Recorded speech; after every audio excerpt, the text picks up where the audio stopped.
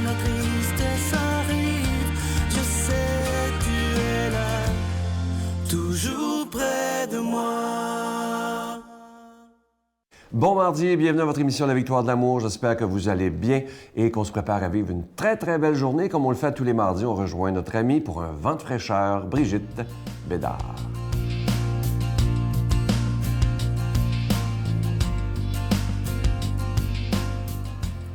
Bon matin tout le monde! J'ai une belle histoire à vous raconter que j'ai vécue il n'y a pas tellement longtemps en sortant de l'épicerie. Hein, on a envie de toutes sortes d'affaires. Moi, en tout cas, j'ai tout le temps des affaires à raconter. Alors, c'est pour ça qu'on m'a engagée à la Victoire de l'amour. C'est infini.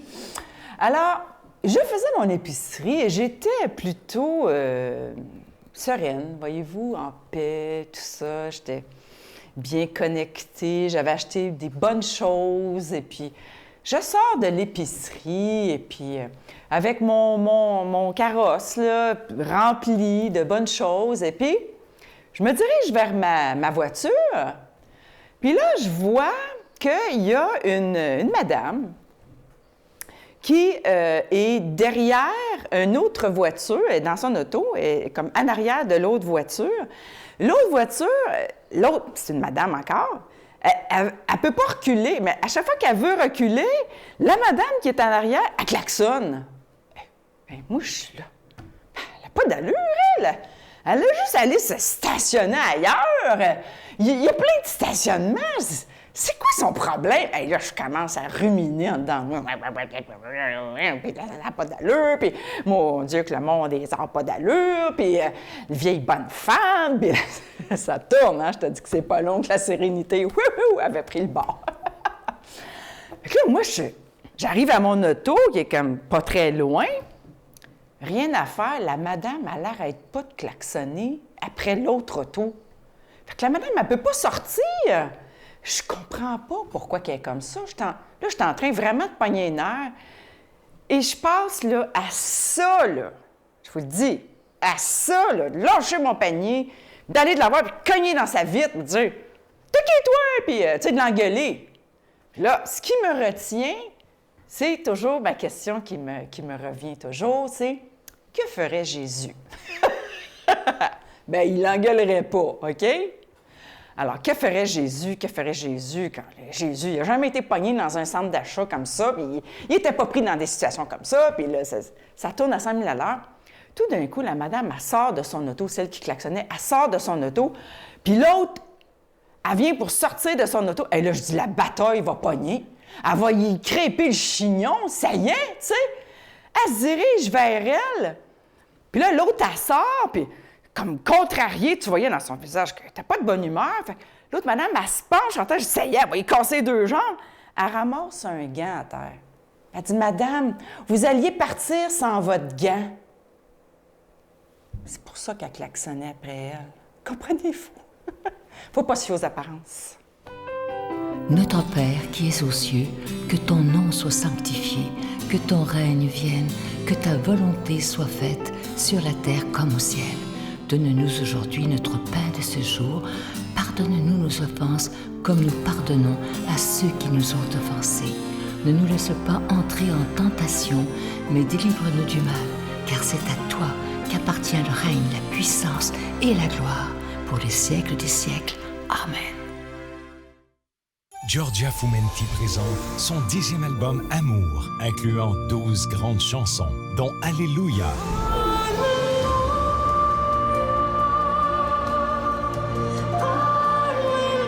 Si Dieu existe.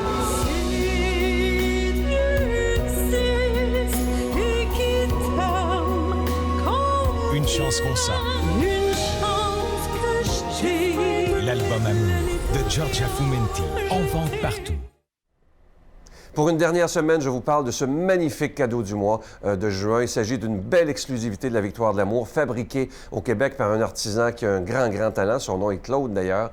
Et je vois le nom du pendentif, c'est le pendentif de la prière. Il est plaqué d'or véritable et il est déjà béni. Et je vous rappelle qu'il est en quantité très limité. C'est avec un don de 25 et si vous en voulez deux, avec un don de 40 parce que ça se donne vraiment bien en cadeau. Je vous donne l'adresse, la Victoire de l'Amour, casier postal 120, succursale Boucherville à Boucherville, le J4B 5E6, je vous la redonne. La Victoire de l'Amour, casier postal 120, succursale Boucherville à Boucherville, le J4B 5E6. Également par téléphone, par carte de crédit du lundi au vendredi de 8h30 à 16h30 dans le 514-523-4433, 523-4433 ou sans frais le 1-888-811-9291, 1-888-811-9291 et aussi sur notre site Internet, le www.lavictoiredelamour.org. Je vous rappelle que ceux qui désirent faire leur don par Internet, vous savez que c'est très rapide et vous recevez votre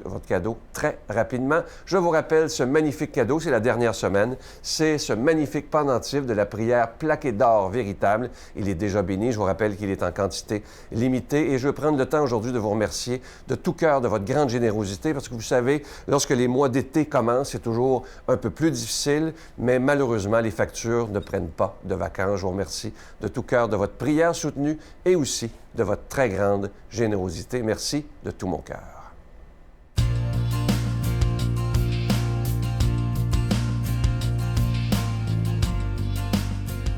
Mon Dieu, donnez-moi la sérénité d'accepter les choses que je ne peux changer, le courage de changer les choses que je peux et la sagesse d'en connaître la différence.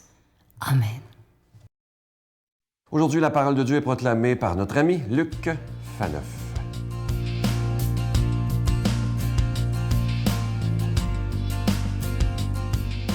Bonjour, merci d'être là. Quelques jours, pour beaucoup d'entre vous, quelques jours avant les vacances d'été. Alors, je vous le souhaite bonne, féconde. Je vous les souhaite aussi spirituelles parce qu'évidemment, le temps d'été, c'est un temps pour se reposer, s'occuper de notre corps, les relations, les amis, le barbecue et tout le reste, mais c'est aussi un temps pour la contemplation. Donc, merci d'être là. Vous occupez de votre âme aussi en vacances. Donc, dans l'Évangile d'aujourd'hui, on va recevoir rien de moins que le secret du bonheur. Donc, demandons à l'Esprit Saint de nous faire comprendre c'est quoi ce secret du bonheur et surtout demandons à l'Esprit Saint la force de vivre ce secret du bonheur. Comme les disciples s'étaient rassemblés autour de Jésus sur la montagne, il leur disait « Ce qui est sacré, ne le donnez pas aux chiens. Vos perles, ne les jetez pas aux cochons pour éviter qu'ils les piétinent et puis se retournent pour vous déchirer. Tout ce que vous voudriez que les autres fassent pour vous, faites-le pour eux. Vous aussi. Voilà ce que dit toute l'Écriture, la loi et les prophètes. Entrez par la porte étroite. Elle est grande, la porte. Il est large, le chemin qui conduit à la perdition. Et ils sont nombreux, ceux et celles qui s'y engagent. Mais elle est étroite, la porte. Il est resserré, le chemin qui conduit à la vie. Et ils sont peu nombreux, ceux qui le trouvent. Acclamons cette parole de Dieu. Louange à toi, Seigneur Jésus. Bien, comme je vous l'ai dit d'entrée de jeu, l'Évangile d'aujourd'hui, c'est un évangile de toute beauté qui nous offre, comme ça en très peu de mots, la voie royale, qui nous enseigne la voie royale pour trouver le bonheur sur terre et aussi, parce qu'il faudra bien mourir, le salut éternel. Alors, d'abord, juste un petit commentaire sur la première phrase qu'on a entendue. Quand Jésus dit « ce qui est sacré, c'est les perles et tout le reste, ne les jetez pas aux chiens et aux cochons », on lit ça puis on se dit « mais ouf, qu'est-ce que ça veut dire ça vraiment aujourd'hui? » On sait, bon, on comprend bien là, que c'est un conseil, j'allais dire, de sens commun, n'est-ce pas? S'il y a de la valeur, ben voilà, on ne le donne pas à n'importe qui là, qui ne saurait pas en profiter finalement. Mais dans le contexte de Jésus, c'est une attaque vraiment frontale contre les Juifs, les pharisiens, les scribes, les sadducéens de l'époque qui étaient vraiment fermés à l'enseignement de Jésus. Puis ici, on comprend bien la métaphore, l'image, c'est qu'au fond, les perles, ce qu'il y a de valeur, c'est l'Évangile, c'est la bonne nouvelle qui advient en Jésus, Jésus qui est vraiment le Dieu amour fait homme. Donc, Jésus dit d'une certaine façon, ben voilà, perdez pas votre temps, il s'adresse à ses disciples ça, à aller missionner, à faire les missionnaires auprès des Juifs qui ne voudront pas vous écouter. La preuve, ils vont me tuer et tout le reste, puis ils vont essayer de vous tuer, puis ils vont tuer certains d'entre vous, mais allez enseigner donc ailleurs. Mais aujourd'hui, est-ce que vous et moi, on a à décider de ne pas enseigner l'Évangile à telle catégorie ou telle autre catégorie de personnes au prétexte qu'ils seraient des chiens et des cochons? Non, non, non, non. Là-dessus, l'enseignement de l'Église est clair, et le pape aussi. On doit enseigner l'Évangile à tout le monde. Puis si Dieu veut reconnaître en certains d'entre nos frères et sœurs, les contemporains des chiens et des cochons, à lui de le voir. Donc, continuons d'être missionnaires. Alors, après cette petite phrase qui est un petit peu énigmatique, alors cette phrase qu'on appelle finalement la règle d'or de la morale. Hein. Si on étudie, comme j'ai eu la chance quand même, beaucoup des morales à la fois religieuses puis des morales dites laïques, donc non religieuses, on réalise que finalement, il y a ce qu'on appelle la règle d'or de la morale, et qui va comme suit, hein, une espèce de principe qui résume toutes les morales, qui les condense. C'est « fais pas aux autres ce que tu voudrais qu'on te fasse ». Donc ça, c'est la formulation négative. « Ne fais pas aux autres ce que tu voudrais pas qu'on te fasse ». Mais la formulation positive, qui est autrement plus exigeante, « fais aux autres ce que tu voudrais qu'on te fasse ». Et là, Jésus, là-dessus, est absolument cinglant. Parce qu'on se dit, Jésus peut-être aurait pu rappeler que le plus important dans la vie, c'est d'aller à l'Église, c'est de prier, c'est de recevoir les sacrements. Puis attention, Jésus ne dit pas que ça, c'est pas important. Jésus lui-même allait au temple, Jésus participait aux sacrements de son époque, juifs et tout le reste. Non. Mais Jésus dit que ce qui résume l'Écriture, la loi et les prophètes, ce qui résume cela, c'est ce commandement. Ce commandement de faire aux autres ce que vous voudriez qu'on vous fasse. Donc, se mettre, se décentrer, s'excentrer, sortir de soi pour se mettre dans la place de l'autre et lui faire ce que j'aimerais qu'on le fasse. Donc, c'est un total retournement de situation. C'est comme si Jésus nous disait aussi, très bien, très, très bien, vos églises, vos temples, les rites, les sacrements, mais ce qui résume toute la loi, l'enseignement des prophètes et le reste, c'est les actions. Qu'est-ce que ta foi te pousse à faire pour les autres? Est-ce que ta foi te pousse à faire aux autres ce que tu voudrais qu'on te fasse? Est-ce que ta foi, parce que toi, tu aimerais manger, te pousse à nourrir les autres? Est-ce que ta foi te pousse à aider les autres parce que toi, tu aimerais ça qu'on t'aide? Est-ce que ta foi te pousse à visiter les gens seuls parce que quand tu te sens seul, tu aimerais ça que les gens te visitent? Est-ce que ta foi te pousse à aller consoler les autres parce que quand tu es triste, tu aimerais ça qu'on vienne te consoler?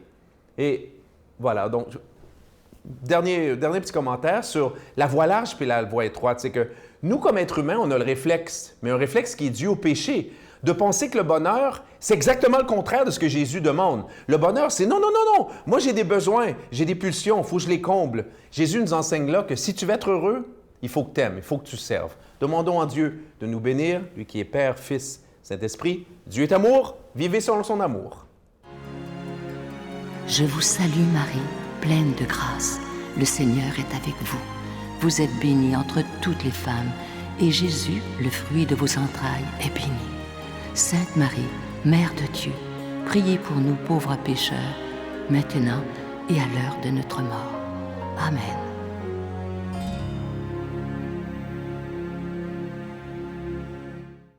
Je vous invite à la prochaine retraite de la Victoire de l'amour. Vous savez que c'est toujours plein à chaque année et donc il faut réserver rapidement. Attendez pas à la dernière minute si vous avez le goût de venir. Les dates, c'est les 5, 6 et 7 octobre prochains. Le thème de cette année, la vraie vie avec Jésus. Et ça aura lieu à Drummondville, toujours à l'hôtel et suite Le Dauphin.